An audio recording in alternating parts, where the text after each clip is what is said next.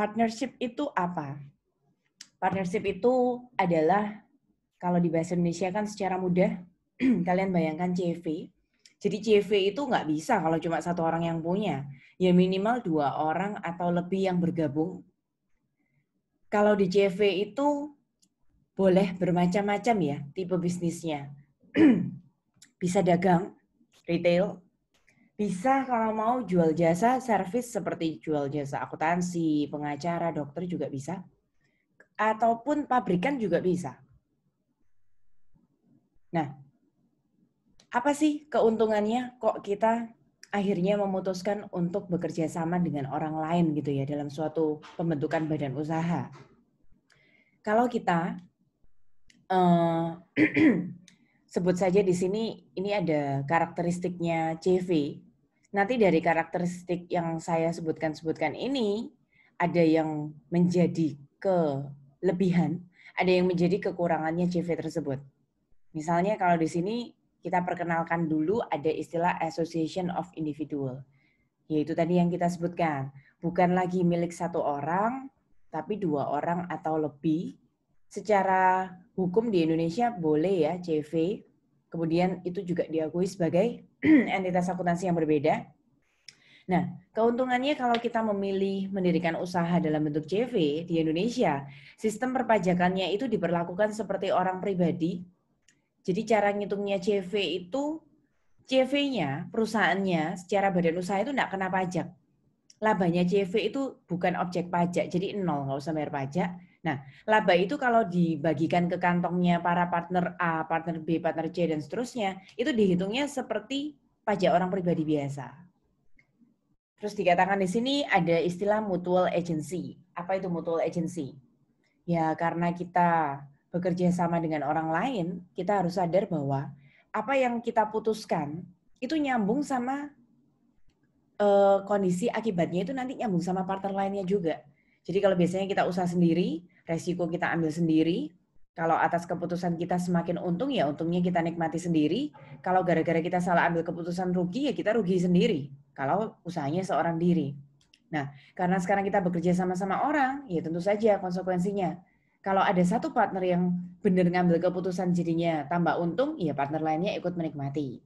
Tapi sebaliknya juga, kalau salah satu partner itu salah ambil keputusan, ya berarti konsekuensinya kerugian kesalahan pengambilan keputusan tadi harus diterima, ditanggung juga sama partner lainnya. Jadi ada ketergantungan antara satu tindakan partner dengan partner yang lain ya. Kemudian di sini ada juga karakteristik yang disebut dengan limited life. CV itu disebut dengan limited life, kenapa? Di Indonesia aturannya juga sama seperti yang dituliskan di sini ya.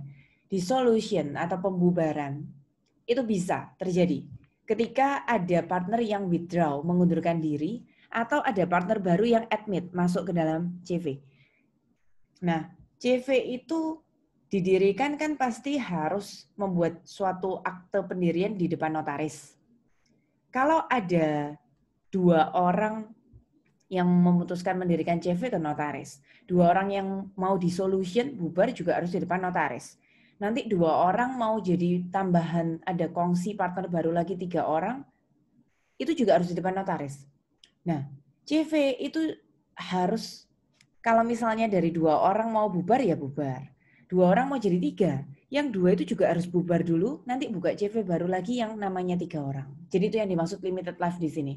Gampang sekali memutuskan untuk mendirikan lagi, bubar lagi, mendirikan lagi, dan seterusnya. Di sini dikatakan pembubaran itu bukan berarti business end ya. Nanti kita lihat bedanya ya. Nanti saya punya cerita buat kalian. Ini ceritanya di solution itu kalau kalian ambil tingkat akuntansi yang lebih lanjut ya. Kalau ada istilah liquidation itu baru bubar. Jadi liquidation itu diterima anak-anak akuntansi di chapter 5 di mata kuliah akuntansi keuangan lanjutan. Nah, kalau yang disebut dengan liquidation itu baru bubar. Tapi kalau dissolve itu tidak. Nanti kita pelajari di bagian akhir di hari ini. Kemudian unlimited liability. Apa itu pengertian unlimited liability? Nah, konsekuensinya di Indonesia, kalau kita mendirikan badan usaha dalam bentuk CV, kalau sampai CV-nya itu punya utang, utangnya atas nama CV ya, entah utang beli untuk keperluan pribadinya CV, untuk keperluan usaha, keperluan konsumsi, dan lain sebagainya. Hutangnya CV itu, kalau misalnya tidak bisa dilunasi walaupun semua aset CV dijual, bayangkan ya, kalian punya hutang, semua asetnya CV dijual pun bayar utang itu nggak sanggup. Nah, harus mengorbankan menjual aset pribadi juga. Itu pengertian unlimited liability ya. Jadi hutang kalau misalnya sampai nggak bisa lunas dengan aset atas nama CV, aset pribadi pun ikut terseret untuk dijual melunasi hutang tersebut. Co-ownership of property. Setiap partner ketika 2 orang atau lebih tadi bergabung, masing-masing itu bawa modal mereka sendiri-sendiri. Lepas dari satuannya apakah harus sama besar, itu terserah perjanjiannya mereka. Apakah satuan nominal dalam rupiahnya harus sama, atau ada yang lebih tinggi, lebih rendah, nggak apa-apa. Nah, itu terserah perjanjian antar partnernya. Tapi intinya, aset atas nama JV itu punyanya beberapa orang itu tadi. Misalnya ada satu orang yang bawa tanah, ya nanti diakui tanahnya punyanya si A. Satu orang bawa kendaraan, kendaraannya diakui punyanya si B. Nanti kira-kira begitu. Kalau ada keuntungan net income atau ada kerugian net loss, itu juga harus dibagi. Nah, tapi baginya nggak equally ya. Nanti kita lihat di perjalanan kita hari ini, membagi laba atau rugi itu nggak selalu, kalau 2 orang nggak selalu 50-50.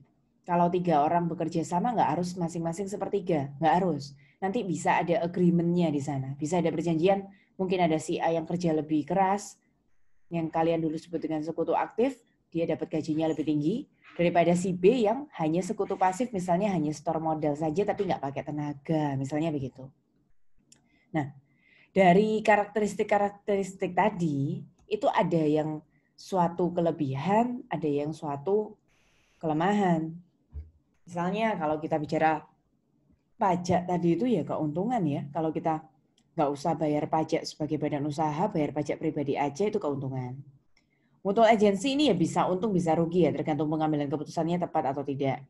Limited life itu juga bisa dibilang untung rugi ya bisa. Tergantung kita butuhnya suatu badan usaha itu cepat boleh bubar apa enggak, itu bagi kita keuntungan apa enggak. Kalau unlimited liability ini kerugian ya jelas. Kalau ada hutang atas nama CV yang nggak bisa dilunasi, harus ikut jual aset pribadi, nah itu berarti rugi. Co-ownership of property juga saya rasa bukan keuntungan, bukan kerugian. Ini kan suatu agreement ya, yang sudah disepakati, ya pokoknya ada pembagian di antara partnernya.